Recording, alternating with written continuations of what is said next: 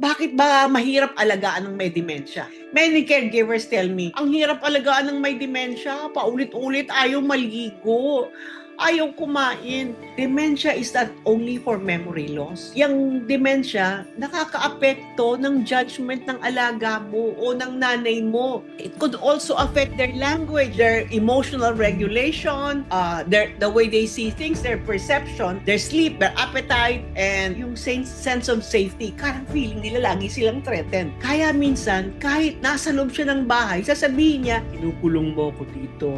To a caregiver who's not trained, that would hurt. Kasi ginagawa mo na lahat. Pero kung naiintindihan mo na may diferensya na nga yung kanyang pag-iisip, naiintindihan mo na imbis mainis ka, maawa ka. And you will know how to address it and how to protect yourself para hindi ka ma-burn out.